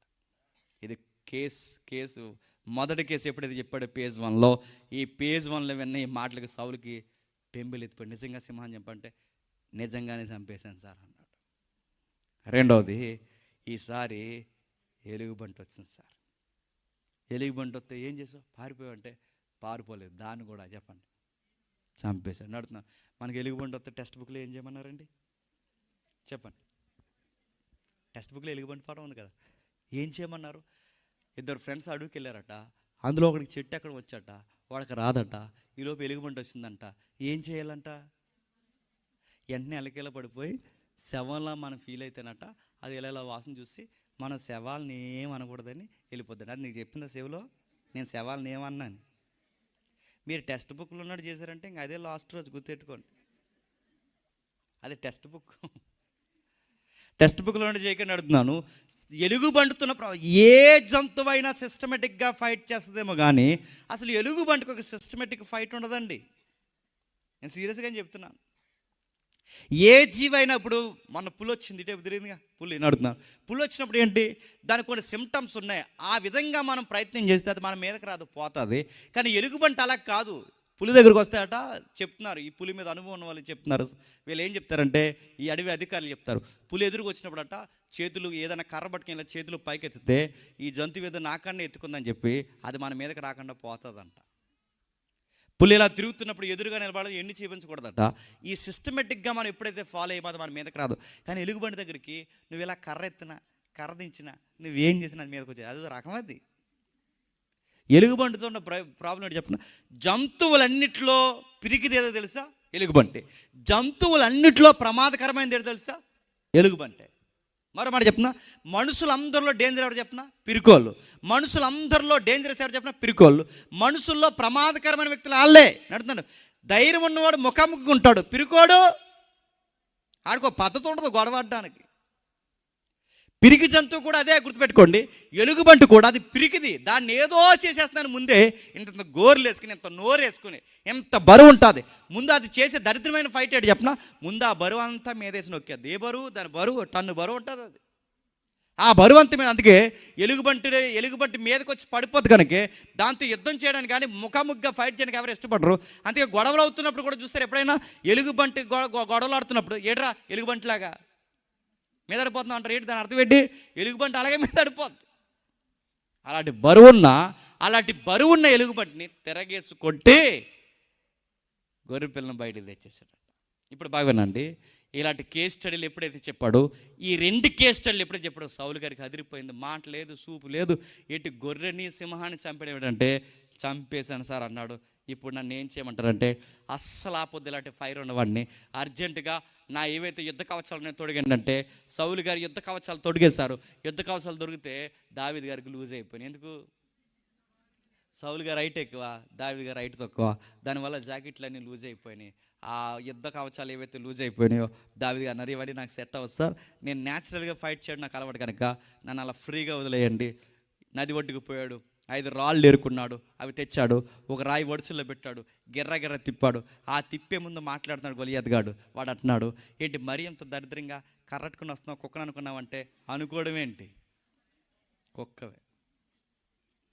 ఆడికి ఏం అర్థం కావట్లేదు. మరీ ఒక యుద్ధం, కత్తి లేదు, సుత్తి లేదు, ఏమీ లేదు, నా మీదకి ఇంత కర్ర పట్టుకుని ఎలా వస్తున్నావయ్యా అంటే, కుక్కను అనుకున్నావు. అయినా నీకు మాట చెప్తున్నాను దావీదో, నా దేవతల పేరు ఆనా, నిన్ను ముక్కలుగా నరికి ఆకాశానికి భూజంతువులకి నీ దేహాన్ని ఎగరేస్తానంటే, దావీదు కూడా ఏం తక్కువ అన్నాడు, రా నీ దేవతల పేరు మీద నువ్వు రా, నా దేవుడి పేరు మీద నేను వస్తా. ఈరోజు నువ్వు గెలిస్తే నీ దేవతలు ఉన్నట్టు, ఈరోజు నేను గెలిస్తే నా దేవుడు ఉన్నట్టు. ఇశ్రాయేలు దేవుడే గొప్ప దేవుడని నేను చంపి నేను నిరూపిస్తాను. లేదు నీ దేవుళ్ళు దేవతలు గొప్పలైతే నన్ను చంపి నీ దేవుడు గొప్ప నిరూపించు. ఈరోజు గొడవ నీకు నాకు కాదు, ఈరోజు గొడవ దేశానికి కాదు, ఈరోజు గొడవ ఇది డివోషనల్ వార్. నీ దేవుడో నా దేవుడో తీరిపోవాలి అన్నాడు. వాడు దేవతల పేరు మీద వచ్చేస్తున్నాడు. దావీదు అన్నాడు, దేవుడి పేరు మీద నేను చెబుతున్నా, నీ దేహాన్ని ముక్కలుగా నరికి ఎగరేస్తానంటే, పక్కన ఉన్న వాళ్ళకి డౌట్ వచ్చింది, కత్తి లేదు, ఏమీ లేదు, ఎలా నరికేస్తావంటే, నరుగుతాను, వెయిట్ అండ్ సీ. వెళ్ళాడు, ఆ వెళ్తున్నాడు, ఒకే రాయితో కొట్టాడు, ముందుకు పడ్డాడు. వాడి కత్తి తీసి వాడి కత్తితోనే వాడి తల నరికి, ఈ చేత్తో తల, ఈ చేత్తో కత్తి, దేహమంతా రక్తం. సౌలు రాజు ఉత్సాహం, సైనికులందరూ ఉత్సాహం. ఇలాంటి భయంకరమైన ఆ దృశ్యాలు చూస్తున్నప్పుడు అందరూ ఆశ్చర్యపోయారు.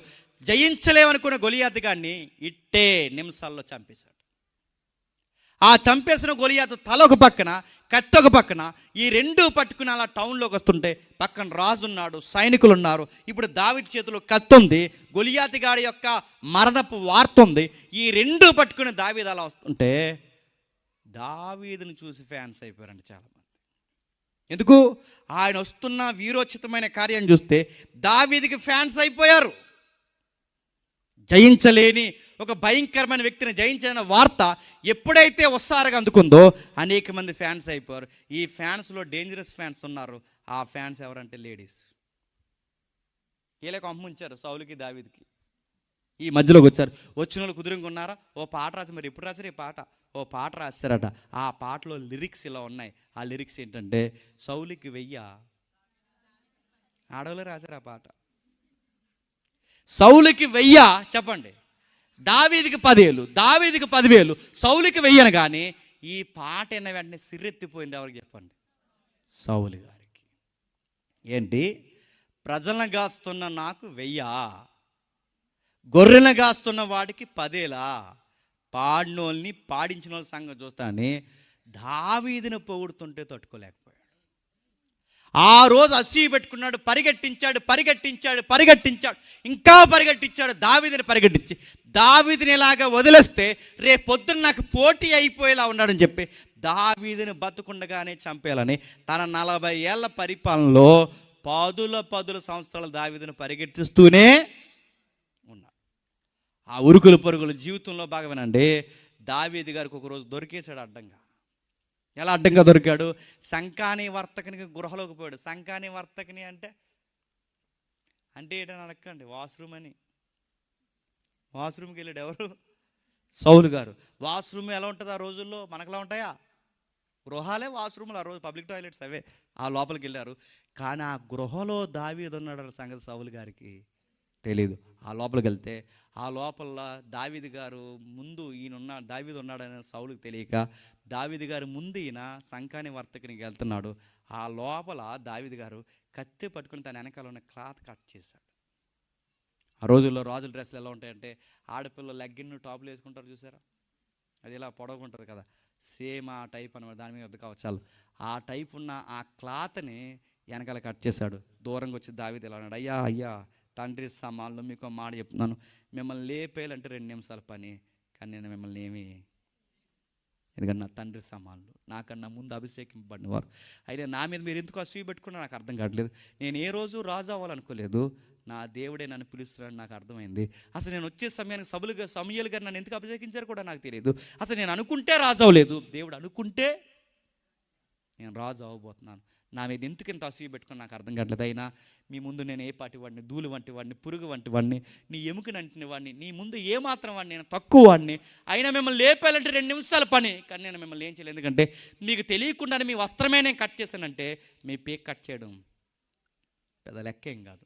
అయినా మిమ్మల్ని నేను ఏమీ చేయలేదు. అంతే. తీసుకొచ్చారు దావీదు గారు మాటలకి సౌలు గారు మారిపోయినట్టు, నాయన నా కుమారుడా నేను వెళ్ళిపోయిన తర్వాత నా కుటుంబాన్ని నిర్లక్ష్యం చేయకంటే సౌలు గారి పరిస్థితి ఎలా ఉంటుందంటే ఆ గంటే బాగుంటాడు, ఆ గంటే బాగోడు. దయ్యం పెట్టిన ఇలాగ ఉంటారండి. దయ్యం అంటే అలా ఊగడమే కదా, దయ్యం పట్టినట్టు లక్షణం ఏంటి చెప్పిన, రోజుకోలాగా గంటకోలా ఉంటారు చెప్పి అందరూ దయ్యం బ్యాచే, గుర్తుపెట్టుకోండి. అప్పటికప్పుడే కోప్పడిపోయి అప్పుడప్పుడు ప్రేమించేసి ఇలాంటి దయ్యాల బ్యాచ్ అప్పటికప్పుడే మారిపోతారు చూస్తే ఈ దయ్యాల బ్యాచ్ ఇలా అందరూ ఉన్నాయి. సౌలు కూడా మీరు గుర్తుపెట్టుకోండి, సౌలు కూడా అప్పటికప్పుడే బాగుంటాడు, అప్పటికప్పుడే కోప్పడిపోతాడు, అప్పటికప్పుడే మారిపోతుంటాడు. సౌలు ఎలాగే అయిపోతున్నాడు. మళ్ళీ యుద్ధం వచ్చింది ఫిలిస్తీన్ల దగ్గర నుంచి. బాగా వినడానికి కోసం అడుగుతాను. ఆ ఫిలిస్తీన్ల దగ్గర నుంచి యుద్ధం. ఈసారి సౌలు గారు ఏమనుకున్నారంటే దావీదు రికార్డ్స్ బదులు కొట్టాలనుకున్నాడు ఏంటో నాకు తెలియదు, కానీ దావీదుకి చెప్పకుండా, దేవుని సలహా తీసుకోకుండా వద్దన్న యుద్ధానికి పోయాడు. ఎవరు చెప్పండి? సౌలు. ఆ వద్దన్న యుద్ధానికి పోతే ఒక బాణం, గురులేని బాణం అలా ఇలా తిరిగి వచ్చి సౌలు గుండెల్లో గుచ్చేసింది. సౌలుకి అర్థమైపోయింది ఇదే నా చివరి రోజని. పక్కన బాడీ గార్డ్ని పిలిచాడు, ఒరే దేహ సంరక్షణ అధిపతి, నీ దగ్గర ఉన్న ఈటి తీసి నన్ను పొడిచేసి నన్ను చంపే అని అడిగాడు. అప్పుడు సౌలుతో ఉన్న ఆ బాడీ గార్డ్ అంటాడు, అయ్యా నా పేరే బాడీ గార్డు, అలాంటిది మీ బాడీని చెప్పండి నేను ఎలా పొడుతాను, మీ బాడీకి ఏం జరగకూడదని నేను జీతం తీసుకుని నా వల్ల అవదన్నాడు. ఇదిలో పొడిచారని నేను పడిన అన్నాడు. ఆ ఈటి ఇలాగే చెప్పి అసలు దావీదు అనే క్యారెక్టర్ లేకపోతే బాగుంది. దావీదు అనే క్యారెక్టర్ లేకుండా ఉండాలి అంటే గొలియాత్తో ఫైట్ లేకపోతే బాగుండు. గొలియాతే లేకుండా ఉండాలి అంటే ఇతను రాజు అవ్వకపోతే బాగుండు. ఇతను రాజు అవ్వకుండా ఉండాలి అంటే ఒక సామాన్యుడిగా వాళ్ళ నాన్నగారు గాడిదలు మేపుకుంటే బాగుండు.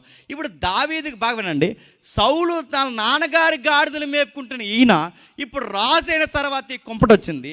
ఈ కుంపటి రావడం వల్ల గొలియాత్ వచ్చాడు, గొలియాత్ రావడం వల్ల దావీదు వచ్చాడు, దావీదు రావడం వల్ల అసూయ వచ్చింది, ఈ అసూయ రావడం వల్ల ఉరుకుల పరుగులు వచ్చాయి, ఈ ఉరుకుల పరుగు జీవితంలో మళ్ళీ యుద్ధానికి పోయాడు. ఈ యుద్ధానికి పోవడం వల్లనే బాణం వచ్చి తగిలి ఆత్మహత్య చేసుకుని చచ్చిపోయాడు. ఇదంతా జరగకుండా ఉండాలి అంటే సౌలు రాజు అవ్వకుండా ఉంటే బాగుండు. ఇప్పుడు రాజు అవడం వలన ఏమైపోయాడు? చనిపోయాడు. ఇప్పుడు ప్రశ్న, సౌలుని రాజుని చేసింది ఎవరు? ముఖ్యాంశాలు మరోసారి చెప్పండి. సౌలుని రాజుని చేసింది ఎవరు? చెప్పండి చెప్పండి. మీ బొంద దేవుడు. సౌలు రాజు చేస్తుంది ఎవరు? దేవుడే. ప్రజలే రాజు చేసుకుంటే ప్రజలు వచ్చి సమయాలను అడుగుతారు, అలకాలు చేసేసుకోవచ్చుగా అడుగుతున్నారు. ఒక మనుషుని రాజు చేసింది ఎవరు చెప్పండి? దేవుడే. ఇప్పుడు దేవుడు ఒక సామాన్య గాడిదలు మేపుకుంటున్న వాడిని దేవుడు రాజుని చేస్తే, దేవుడు రాజుని చేసినందుకే యుద్ధం వచ్చింది. యుద్ధం వచ్చినందుకే గొలియాతు వచ్చాడు. గొలియాతు వచ్చినందుకే దావీదు వచ్చాడు. దావీదు వచ్చినందుకే అసూయ వచ్చింది. ఈ అసూయలో పోయినందుకే బలైపోయి చచ్చిపోయాడు. ఇదంతా జరగకుండా ఉండాలి అంటే సౌలుని దేవుడు ఏం చేయకుండా ఉంటే బాగుంది చెప్పండి? రాజుని చేయకుండా ఉంటే బాగుండు. ఇప్పుడు ఈయన రాజు అవడం వల్లనే ఇంత ప్రమాదం జరిగింది. ఈ ప్రమాదం జరగకుండా ఉంటే రాజు అవ్వకుండా బాగుండు. ఇప్పుడు ఈ రాజరికమనే దీవెనే ఈయన మెడకి శాపమై కూర్చుంది. మీకు అర్థమవుతుందో లేదో? దేవుడు మనకి ఇచ్చేవి మనకు ప్రమాదం అవుతాయంటే సౌలు జీవితానికి ఏమయ్యింది? ప్రమాదమైంది. సౌలుకి దేవుడిచ్చిన దీవెన ప్రమాదం అయిపోయింది. ఆ ప్రమాదం కాస్త తన ఆత్మహత్య చేసుకునే పరిస్థితిలోకి తీసుకొచ్చింది. భవిష్యత్తు తిరిగిన దేవుడు, అన్నీ తెలిసిన దేవుడు, సౌలుకి ఇది ప్రమాదం అవుతుందని తెలిసినప్పుడు ఎంతకి ఇలా చేశాడో దేవుడు అడుగుతున్నాను. సౌలుకి దేవుడు మంచి చేశాడా చెడు చేసిన ప్రశ్న అడిగితే నేను అడుగుతున్నాను, సౌలుకి దేవుడు మంచి చేశాడా చెడు చేశాడంటే మనం చూస్తుంటే చెడే జరిగింది. నేను మిమ్మల్ని ప్రశ్న అడుగుతున్నాను, దీనివలన సౌలుకి దేవుడు మంచి చేశాడా చెడు చేశాడా? దేవుడు మంచా చెడా చెప్పాలి. మంచి అయితే చచ్చిపోయాడుగా. మళ్ళీ అడుగుతున్నా చెప్పండి, సౌలుకి దేవుడు చేసింది మంచా చెడా? మంచి అంటారు, ఎందుకంటే మరి దేవుడు కదా రాత్రికి ఏదో అయిపోద్దని. ఏ మంచి జరిగింది చెప్పండి? సూసైడ్ చేసుకుని చచ్చిపోయాడు. రెండోది, నేను త్వరగా ముగిస్తాను. సంసోన్ ఎలా చనిపోయాడండి? ఆత్మహత్య. ఎలా చనిపోయాడు సంసోన్ మీకు తెలుసు. సంసోన్ గారికి ఉన్నంత బలం ఇజ్రాయెల్ దేశంలో కానీ పరిసర ప్రాంతాల్లో ఎవరికి లేదండి. బలం అంటే బాడీ ఉందని లేదు, సిక్స్ ప్యాక్ ఉందని లేదు, హైట్ ఉంటాడని లేదు. సంసోన్ కనుక ఎనర్జీ ఎక్కడదంటే దేవుడు ఇచ్చాడు. ఒక సామాన్యంగా ఉంటాడు. సరిగ్గా యుద్ధ వాతావరణం శత్రువు వచ్చే సమయానికి పరిశుద్ధాత్మని బలం సంసోను మీదకి బలంగా వస్తుంది. ఆ బలాన్ని పట్టుకెళ్ళి ఇశ్రాయేలీలు ఇంకా ఆడపిల్లలు లేరని ఆ ఫిలిస్తీన్ల అమ్మాయిని ప్రేమించాడు. ఆమె ఈయన ప్రేమించాడు. ఆ ఇంట్లో ఒప్పించారు, ఈ ఇంట్లో ఒప్పించారు, అంతా బాగుంది.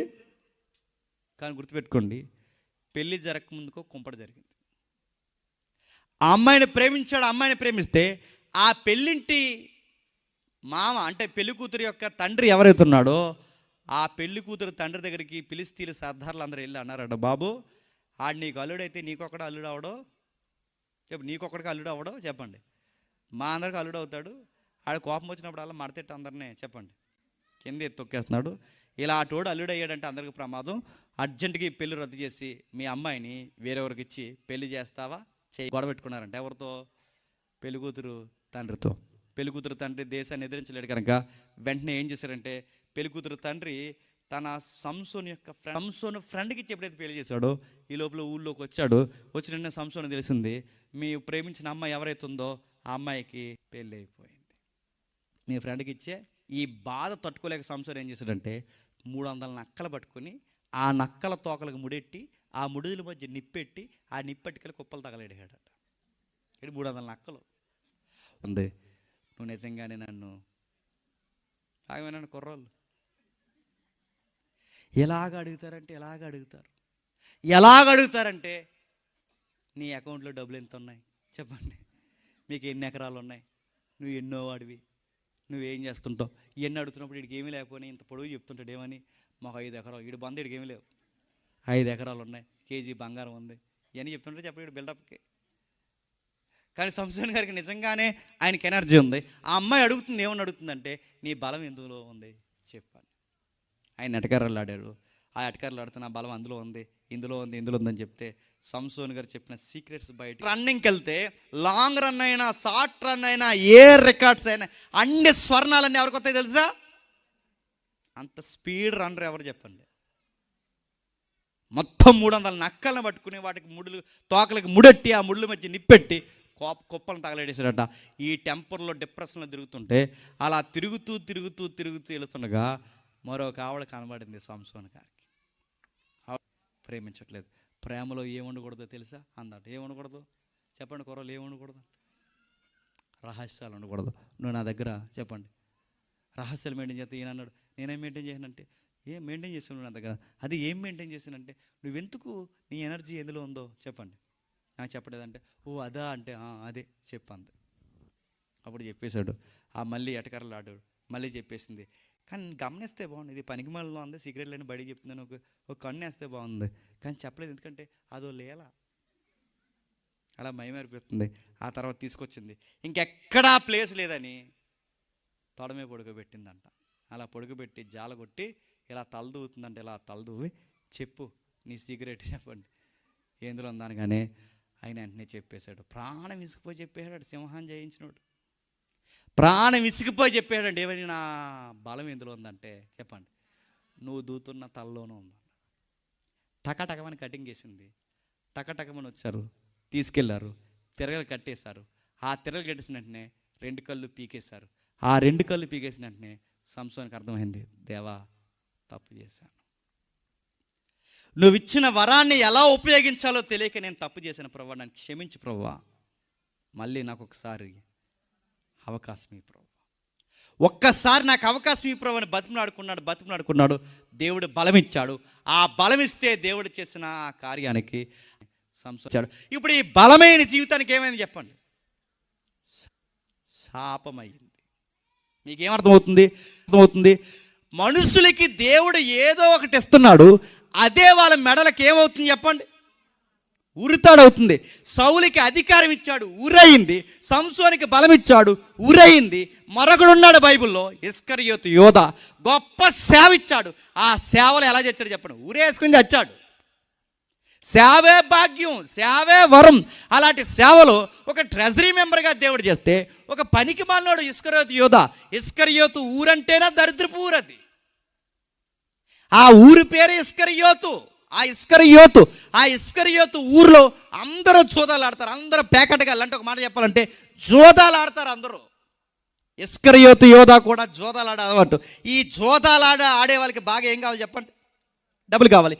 ఈ అబ్బాయి దేవుడు జోదాలు మాలే. చాలామంది మన మధ్య ఉన్న పిల్లలు ఈ గేమ్స్ ఆడి ఇవాడి ఈ మొత్తం మీద బెట్టింగ్ యాప్లని డౌన్లోడ్ చేసుకుని ఆ యాప్ లోన్ తీసుకుని అవి ఏం మానలేదో తెలుసా? జోదాలు మాలే. చాలామంది మన మధ్య ఉన్న పిల్లలు ఈ గేమ్స్ ఆడి ఇవాడి ఈ మొత్తం మీద బెట్టింగ్ యాప్లని డౌన్లోడ్ చేసుకుని ఆ యాప్ లోన్ తీసుకుని అవి కట్టలేక కక్కలేక మింగలేక బయటికి చెప్పలేక ఈ గోదావరిలోకి దూకి వస్తున్నారు. ఎందుకు? ఈ జోదాలు ఆడితే ప్రాణాలు పోతాయి. నేను మళ్ళీ చెప్తున్నాను, ఇందులో ఆడోళ్ళు మగవాళ్ళు లేదు, ఆడోళ్ళు మగవాళ్ళు ఆడేస్తున్నారు ఇప్పుడు గేమ్లన్నీ. మందులో దిక్కుమాలని ఆడాడు తెలుసా? ఏం చేస్తున్నావు అని అడిగాడట ఆడపిల్లని. ఈడు ఏమనంటే రమ్మి ఆడుతున్నాను అందంట. రమ్మి అంటే పేకాట. ఇక్కడ ఆడపిల్ల కూడా నడుతున్నాను, గేమ్స్ బెట్లు నడుతున్నాను. ఈ గేమ్స్ ఆడి లక్షలు తగలేసిన ఉన్నారు. ఈ గేమ్స్ ఆడి తండ్రి చేసిన సొమ్మును పాడు చేసిన ఉన్నారు. ఈ గేమ్స్ ఈ బెట్టింగ్ యాప్ల్లోకి పోయి నాశనం అయిపోయిన ఉన్నారు లేదా? చివరికి ఇంట్లో డబ్బులు దొంగతనం చేస్తున్నారు. వీళ్ళకి చెయ్యి ఆడకపోతే చివరికి ఏ పని చేస్తున్నారు తెలుసా? చైన్ స్నాచింగ్ అంటే మెడలో తాళ్ళు తెంపేస్తున్నారు.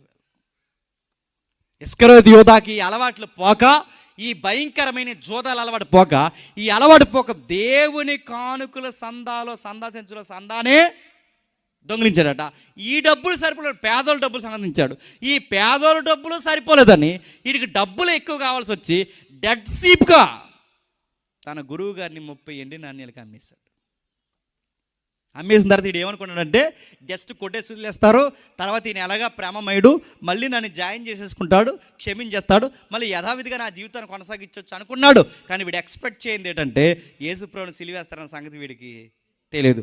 ఎప్పుడైతే ఆయన కొట్టడానికి తీసుకెళ్తున్నారో, సిలువ అయిపోతున్నారో, వాడికి అర్థమైపోయింది. బాధపడి ఒక మాట అన్నాడు, అయ్యా మీరేంటి ఆయన చంపేస్తున్నారు, నిర్దోషి, ఆయన ఏ తప్పు చేయలేదంటే, నోరు మూసుకో, ఏం చేయాలో మాకు తెలుసు అంటే, ఈ డబ్బులు తీసుకునే కదా ఆయన పట్టుకున్నారు, ఇదే డబ్బులు ఇస్తున్నాను ఆయన వదిలేండి అంటే వాళ్ళు అన్నారు, నేను దిక్కుని కూడా చెప్పుకోరన్నారు. ఎవరిని? ఇస్కరియోతు యోధ. పైకి వెళ్ళాడు, అక్కడ చెట్టు కింద పడ్డాడు, నడు విరిగిపోయింది, పేగులని బయటకు వచ్చాయి, చచ్చిపోయాడు. ఇస్కరియోతు యోధ ఇలా చనిపోకుండా ఉండాలంటే ఏం జరిగితే బాగుండు చెప్తున్నా? సేవకుడు అవ్వకుండా ఉంటే బాగుండు, సేవకుడు అయినా ట్రెజరీ మెంబర్ అవ్వకుండా ఉంటే బాగుండు, ఇదంతా జరగకుండా ఉంటే ఆ ఊర్లో ఉండిపోతే బాగుండు. ఆ ఊర్లో ఉన్నవాడు ఊర్లో ఉంటే అందరిలాగే బ్రతికి అందరిలాగే కాపురం చేసుకుని పిల్లలు కానీ బతికేవాడు. ఇవి అలాంటి వాడు పుట్టి ఇలా నాశనం అవ్వకుండా ఉండాలి అంటే అతడు సేవలోకి రాకుండా ఉంటే బాగుండు. అతని జీవితానికి దేవుడిచ్చిన గొప్ప దీవెన ఏంటో తెలుసా? సేవకుడు అవనే గొప్ప దీవెన. ఇప్పుడు ఆ దీవెన ఆయన జీవితానికి ఏమైంది చెప్పండి? శాపమైపోయింది. జాగ్రత్తగా వినండి. సౌలుకి దేవుడిచ్చిన దీవెన శాపమైంది, సంసోనికి దేవుడిచ్చిన బలం శాపమైంది, ఇస్కరియోతు యోధాకి దేవుడిచ్చిన సేవ శాపమైంది. ఇది మీకు అర్థమైతే ఏవైతే అడుగుతున్నావో అవే మన జీవితానికి ఏమవుతున్నాయి చెప్పండి? నువ్వు ఇల్లు అడుగుతున్నావా, ఆరోగ్యం అడుగుతున్నావా, వాకులు అడుగుతున్నావా, బిడ్డలను అడుగుతున్నావా, ఏవైనా అడుగు, అన్నీ ఇస్తాడు. కానీ అకౌంటబిలిటీ మెయింటైన్ చేయాలి. అది చెయ్యకపోతే ఏమవుద్ది? ఎందుకు వెళ్ళి చూస్తున్నావుగా, ఏమవుతుందో నీకు తెలియాలంటే ఒక్కసారి ఆదికాండం తీయండి, ముగిద్దాం. ఆదికాండం మొదటి అధ్యాయం 28వ వచనం. ఆదికాండం మొదటి అధ్యాయం 28వ వచనం. దేవుడు వారిని ఆశీర్వదించెను, ఎట్లనగా మీరు ఫలించి అభివృద్ధి పొంది విస్తరించి భూమిని నిండించి దాన్ని లోపరుచుకునుడి, సముద్రపు చేపలను, ఆకాశ పక్షులను, భూమి మీద ప్రాకు ప్రతి జీవిని ఏలుడని దేవుడు వారితో చెప్పాను. జాగ్రత్తగా వినాలి. దేవుడు వారిని ఆశ్రయించను. ప్రశ్న అర్థం చెప్పండి. ఈ ప్రపంచంలో మొట్టమొదటిసారి ఆశీర్వాదం పొందిన కుటుంబం ఎవరండి? చూసి చెప్పండి. ప్రశ్న రెండవది, ఈ ప్రపంచంలో మొట్టమొదటిసారి శాపం పొందింది ఎవరండి? మీకేమర్థమవుతుంది? దీవెన వెనకాలే. చెప్పండి. ఇప్పుడు చెప్పండి, మనం ఏం అడుగుతామో అవే ప్రమాదమై కూర్చుంటాయి. మోకాలెత్తి అడుగుతాం ఏమని? మమ్మల్ని దీవించే, పిల్లల్ని దీవించే, మా సంసారం దీవించే, మా రాకపోకలు దీవించే, మా ఇల్లు దీవించే, మా బలం దీవించే, అన్నీ దీవించే. అంటే ఇంక లిస్టే, కిరాణా లిస్టే. ఇంకా సరిపోలేదని అదే మా పక్క ఇదిలో మా చుట్టాలు ఉన్నారు, వాళ్ళని దీవించే, ఆ పక్క రాష్ట్రం, అలాగే విదేశాలకు వెళ్ళారు మా వాళ్ళు, వాళ్ళని దీవించే. నువ్వు ఇన్ని చేయమన్నా చేస్తాడు, కానీ చేసిన తర్వాత, పొందుకున్న తర్వాత నువ్వేం చేస్తావో ఇచ్చిన దేవుడు తిరగేసి చెప్పండి అడుగుతాడు. అడగడం తప్పు కాదు, తీసుకోవడం తప్పు కాదు. ఆ తీసుకున్న వాటిని ఏం చేస్తున్నావు అన్నదే ప్రాముఖ్యం. ఇద్దరిని దీవించాడు దేవుడు. ఎవరిని? ఆదామామలు దీవించాడు. ఏమని?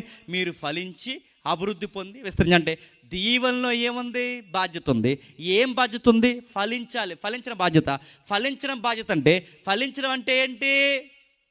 పిల్లల కన్ను. ఈ పిల్లల కనే బాధ్యత ఎవరికి ఇచ్చాడు దేవుడు? ఆదామవల్లో హవ్వకిచ్చాడు. అవ్వేం చేయాలి? బిడ్డలను కనాలి. బిడ్డలను కనడమే ఆమెకు దీవెన, బిడ్డలను పెంచడమే ఆమెకు దీవెన. ఆ బిడ్డల ద్వారా దేవుని ఆశీర్వాదం పొందుకోవడమే గొప్ప ధన్యత. ఇప్పుడు ఆ బిడ్డలను దేవుడిస్తే ఆ బిడ్డలే ఆదామవ్వలకి ఏమయ్యారు చెప్పండి? శాపమయ్యారు. ఎలా అయ్యారు? ఒకసారి మీరు చూడండి. ఇది ఆదికాండము 3వ అధ్యాయం. ఇది ఆదికాండం 3వ అధ్యాయం 16వ వచనం. ఆయన స్త్రీతో, నీ ప్రయాస, నీ గర్భవేదన, నీ వాంఛ, నీ భర్త నిన్ను ఏళ్తాడు, నువ్వు బానిస అవుతావు. ఏమని రాస్తాడు చూస్తారా? ఏవైతే దీవెనిచ్చాడో ఈ దీవెన ఇప్పుడు ఏమవుతుంది చూడండి. ప్రయాస వస్తుంది, వేదన వస్తుంది, వాంఛ వస్తుంది, నీ భర్త నిన్ను ఏళ్తాడు, నువ్వు బానిస అయిపోతావు. మొదటి అధ్యాయంలో ఏదైతే దీవెనిచ్చాడో అదే తనకి శాపమై కూర్చుంది. వేదన. ఎలా వేదన? నడుతున్నాను. ప్రయాస. ఎలా ప్రయాస? ఎవరి కోసం ప్రయాస పడుతున్నావు పెద్దమ్మంటే 2 ఆన్సర్లు ఉన్నాయి తన దగ్గర. తన భర్త కోసం, పిల్లల కోసం. 30 ఏళ్ళ నుంచి ఒకే పని, 30 ఏళ్ళ లేదా 40 ఏళ్ళ నుంచి కాపురంలో ఒకటే పని. ఏం పని? పొద్దున్న లెగుస్తుంది, వండుతుంది, మధ్యాహ్నం వండుతుంది, సాయంత్రం వండుతుంది, మళ్ళీ రాత్రికి వండుతుంది, మళ్ళీ వండుతుంది, మళ్ళీ తింటుంది, తుడుస్తుంది, బట్టలు ఊగుతుంది, వండుతుంది, తింటుంది, తుడుస్తుంది, బట్టలు ఊగుతుంది. ఇదంతా సాకిరి ఎవరి కోసం అంటే ఇద్దరి కోసమే. చక్కగా వస్తుంది పెళ్లి కూతురులాగా అత్తింటికి, స్లిమ్గా వస్తుంది. చెప్పండి, తయారు తినక డ్రమ్ములుగా అయిపోద్ది.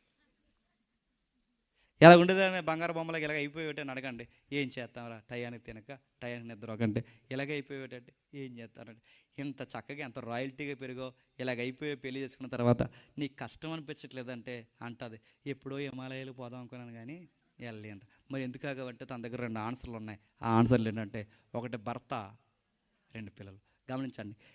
గమనించండి, ఎవరి కోసమైతే ఎంత ప్రయాసపడిందో ఆ ప్రయాస కారణమైన వాళ్ళ వల్లనే వేదన. ఏ బిడ్డల కోసమైతే ఇంత ప్రయాసపడుతుందో వేదన అడుగుతున్నారు. అవ్వ ఆదాములకి ఆ బిడ్డలు ఏం కలిసి చెప్పండి. కళ్ళ ముందు ఒక ఉత్తముడు హత్యకు గురయ్యాడు, కళ్ళ ముందే పెద్దోడు హంతకుడయ్యాడు. ఒకడేమో హత్యకు గురయ్యాడు, మరొకడేమో హంతకుడయ్యాడు. ఒక ఆయన హత్యకు గురైపోయాడు, మరొకడేమో హంతకుడైపోయాడు. ఇది చదువుతుంటే మీకు ఏమర్థం వచ్చింది చెప్పండి. కలిసి రావాల్సిన పిల్లలే ఆదామవలకి ఏమైపోయారు చెప్పండి, కన్నీరైపోయారు. నీకేమర్థం అవుతుంది? దేవుడు పిల్లల్ని అడుగుతావు ఇస్తాడు, పిల్లల చదువులు అడుగుతా ఇస్తాడు, నువ్వు ఏదన్నా ఇస్తాడు. కానీ చెట్టు దగ్గరికి పోయి కింద నుంచి పైకి చూసింది, ఏమైంది? ఆజ్ఞ అతిక్రమించావు, బాధ్యత పక్కన పెట్టావు, నీకు దీవెనకరం ఉండాల్సిన నీ గర్భమే చెప్పండి నీకు వేదన అయింది. ఇప్పుడు కూడా నేను చెప్తున్నాను, ఇప్పుడు కూడా ఏ బిడ్డలని మనం పరిగెడతామో ఆ బిడ్డల చదువుల కోసం పరిగెడతాం, వారి భవిష్యత్తు కోసం పరిగెడతాం, వాళ్ళ కోసం రూపాయి దాస్తాం, వాళ్ళకి బట్టలు కొంటాం, వాళ్ళకి డబ్బులు ఖర్చు పెడతాం, అన్నీ చేస్తాం. ఇంత చదువుకున్న తర్వాత ఇంటర్ దాటేసరికి ఏమంటున్నా చెప్పనా, మేము సీరియస్గా ఒక అమ్మాయిని ప్రేమించాను అంటున్నాడు. ఇంత చదివించింది ఈ పిల్ల ఏమంటుంది తెలుసా, నేను సీరియస్గా ఒక అబ్బాయిని ప్రేమించాను అంటే, ఇంత చదివించింది దేనికి? ఇప్పుడు ప్రేమించింది తప్పే, అప్పుడే నీకు పెళ్ళి అంటే ఇంటర్ కూడా అవ్వలేదు, డిగ్రీ కూడా అవ్వలేదు, నీ చదువులు చదువుతున్నప్పుడు నీకు పెళ్ళి అంటే నాకు అంత అనవసరం, వాళ్ళు లేకపోతే నేను బతకలేను అందంట. ప్రగాఢంగా ప్రేమించేస్తుంట, ప్రగాఢంగా. ఇప్పుడు వాళ్ళు లేకపోతే ఉండడానికి అది తప్పే, జీవితం నీకు తెలియదంటే ఆడినిచ్చి చేస్తారా చేయరా? చెయ్యమని అన్నందుకు తల్లిదండ్రులు ఏం చేస్తారు తెలుసా, చెయ్యమని అన్నందుకట తల్లిదండ్రుల మీద కేసు పెట్టారట. అందుకే చదివించారు వీళ్ళని. బాగా వినండి, అందుకే చదివించారని అడుగుతున్నారు. ఏ పిల్లల చదువులు కలిసి వస్తాయి అనుకున్నారో, ఏ పిల్లల కోసం ఎముకలు మొక్కలు చేసుకున్నారో, ఏ పిల్లల జీవితాన్ని చూసి భవిష్యత్తు అనుకున్నారో, ఇప్పుడు ఆ పిల్లలే పేరెంట్స్ మీద తిరగబడుతున్నారు లేదా? లేటుగా వచ్చారంటే గొడవ, ఏదన్నా అడిగితే గొడవ, ఏదన్నా చెబితే గొడవ, ఏదైనా అంటే కోపం. నేను అడుగుతాను, వీళ్ళని ఏదన్నా అంటే చాలు, సరే ఏదో మొత్తం మీద బతిమలాడి ఏదో పిల్లని పెళ్లి చేస్తే ఆ పిల్ల ఈడు ఒకటైపోయి మొత్తం మీద తల్లిదండ్రులు ఇద్దరిని బయటకి గెంటేశారట. గింటేసి ఏం చేశారు? ఇల్లు కట్టింది వీళ్ళు, సంపాదించింది వీళ్ళు, ఈ మధ్యలో వచ్చిన ఈ ఆడపిల్ల ఈడు కలిసి మొత్తం మీద వాళ్ళని బయటకి గింటేసి లంకంత ఇల్లు అక్కడ ఉంటే వీళ్ళకి మంచం చెట్టు కింద వేసారట తల్లిదండ్రులు ఇద్దరికి. ఏ పిల్లలు అన్నారో, దేవుళ్ళు లేకుండా ఏ పిల్లలు అన్నారో ఆ పిల్లలే చెప్పండి అవుతారు. గుర్తుపెట్టుకోండి. ఏ పిల్లలు అన్నారో ఆ పిల్లలు ఉడతారయ్యారు. అవ్వమ్మకి అలాగైంది. ఒక అబ్బాయి చనిపోయాడు కళ్ళ ముందు, మరొక అబ్బాయి హత్య గురయ్యాడు, మరొకటి పనికి వస్తుంటే దేశదిమ్మరైపోయాడు. రెండోది చెప్పనా, తన భర్త ఎడల వాంఛ. ముగిస్తున్నాను. వాంఛ అంటే ఏంటండి చెప్పండి, గడి చెప్పండి మీ బొంద. మీరు శంకరనారాయణ డిక్షనరీ డెఫినేషన్ చెప్పకండి, బైబిల్ డెఫినేషన్ చెప్పండి అంటున్నా. వాంచ్ అంటే ఈ డిక్షనరీ వర్డ్స్ కాదు. వాంచ్ అంటే ఎబ్రీ శబ్దం ఏంటి చెప్పిన, వాంచ్ అంటే గ్రిప్పులో పెట్టుకోవడం. అంటే తన భర్తనే చెప్పండి చెప్పు చేతల్లో పెట్టుకోవాలనుకుంటుందంట. మీరు ఇంటికి వెళ్ళి చదవండి ఆ 4వ అధ్యాయం, ఇంటికి వెళ్ళి చదవండి 4వ అధ్యాయం. కయ్యంతు దేవుడు అంటాడు, నువ్వు సత్క్రియ చేస్తే తలెత్తుకుంటావు, నువ్వు సత్క్రియ చేయకపోతే వాకిటి పాపం పంచి ఉంటుంది, ఆ పాపానికి నీ ఎడల వాంఛ. పాపానికి వాంఛ అంటే ఏంటి? పాపం నిన్ను చెప్పండి కయ్యను నేను గ్రిప్లో పెట్టుకోవాలనుకుంటుంది. ఇది నీకు అర్థమైతే కయ్యేన్ని పాపం ఎలా అయితే గ్రిప్లో పెట్టుకునే దగ్గర వాంఛ అనే పదం వాడాడో, అవ్వ దగ్గర ఆదాం దగ్గర కూడా వాడిన పదం ఏంటి చెప్పిన, తన భర్తనే చెప్పండి ప్రతి భార్య దేవుడి మీద అనుకుని ప్రతి భార్య అనుకుంటే చెప్పిన, మా ఆయన చెప్పండి నా మాట ఆడెండో, నువ్వు వినమని ఎండో మరి చెప్తున్నా, నువ్వు వెన్నన్నా చెప్పు ఆడెండో, ఆడంటే నీకు ఇష్టం, ఆడు నీ మాట వినాలనుకుంటావు, వాడు నీతోనే ఉండాలనుకో, ఆడు ఉండడు. పెళ్ళైన కొత్తలో బాగానే ఉంటాడు, తర్వాత ఉండడు. ఎలా ఉండడం చెప్పడానికి గుర్తులు చెప్పిన, ఆడు ఊరుమ్మడు కూడా వాళ్ళని తెచ్చి టెంపర్ ఎవరి మీద చెప్తాడు చెప్పండి. నోర్మే నువ్వు వచ్చా కొంపెలా తయారైంది అంటాడు. నీకు అర్థం నేనేం నోర్మే ఇక ఈ టైం వీడి ఫ్రెండ్స్తో దగ్గర గొడవ పెట్టుకుని టెంపర్ వీడి మీద చెప్తాడు, బిజినెస్లో ప్రాబ్లం వస్తే వీడి మీద చెప్తాడు. వీడికి ఏ కోపం వచ్చినా ఎవరి మీద చెప్పండి. ఆ టైంలో నేనేం చేసిన లాయర్లో మాట్లాడావు అనుకో, పక్కనే ఉందో చూస్తాడు. కూడా అన్యాయం కూడా ఎత్తడు కూడా చెప్పండి. నడుతున్నాను. భర్తలకు ప్రపంచంలో లోకు దొరికింది ఎవరు చెప్పండి. అందుకే రాశాడు అక్కడ వాంఛ. అంటే అతను నాతోనే ఉండాలనుకుంటా. ఆడు ఉండడు. ఆడేం చేస్తాడు చెప్పనా, నువ్వేమో అతన్ని గ్రిప్పులు ఎట్టాలనుకుంటావు, ఆయన అనుకుంటాడట నిన్ను ఏలాలనుకుంటాడు. అతనేమో ఏలాలనుకుంటాడు, నువ్వేమో చెప్పండి. ఇది ఎవరి మధ్య చెప్పనా, ఎవరి జీవితంలో అయితే దేవుడు లేడో వాళ్ళ కాపురాలు ఇలాగే తగలడతాయి. ఎవరైతే దేవుడికి పడి ఏడవరో వీళ్ళు ఒకరినొకరు లోపరుచుకోవాలని ఆశే వీళ్ళని ఇలా తినేస్తుంది. బిడ్డలు కలిసి రారు, ఆరోగ్యం కలిసి రాదు, పరిస్థితులు కలిసి రావు, భర్త భార్య కలిసి రాదు, భార్య భర్త కలిసి రాదు, ఒకరికొకరు కలిసి రాదు. చివరికి వీళ్ళంతా ఏమైపోతుంది చెప్పినా శాపకరమైన కుటుంబంగా మారిపోతుంది. నేను ముగిస్తున్నాను. మొదటి కుటుంబం ఇచ్చిన దీవెన కాపాడుకోలేందుకు శాపం అయిపోరు. మీకు అర్థం కావాలి. సౌలుకి దేవుడు ఎందుకు దీవెనిచ్చాడంటే, నువ్వు బాగుండి ఇంకెవ్వడ నీ ముందు బాగోకూడదని నేను రాజుని చేయలేదు దేవుడు. ఎందుకు నిన్నెందుకు దీవించాడంటే, అందరినీ మంచిగా పరిపాలిస్తావని నేను రాజుని చేస్తే నువ్వే బాగుండాలి, నీ కొడుకులే బాగుండాలనుకున్నావు చూసావా, అంతకు ఎగిరిపోయావు. సంసోనికి బలం ఎందుకు ఇచ్చాడు, ఏగ కూడా ఇశ్రాయేలు మీద వాలకుండా రక్షకుడిగా కాపాడుతామని నీకిస్తే ఆ ఫిలిస్తీన్లతోనే సంధి చేసుకునే పరిస్థితి చేస్తావు, అంతకు బలైపోయావు. దేవుడు చెప్తున్న మాట, ఇస్కరియోతు యూదాగా నీకు సేవ ఎందుకు ఇచ్చాను, సేవనే దొంగతనానికి వాడతావని కాదు, సేవలు అనేకులకు దీవెనకరంగా ఉంటావు. నీకు సేవ సందా సంచిస్తే దాన్ని దొంగలించి ఊరేసుకుని తెచ్చు. అంటే దేవుడు మనం అడిగినవన్నీ తెచ్చిస్తాడు. మనం అడగకపోయినా కొన్ని తెచ్చి మన దగ్గర పెడతారు.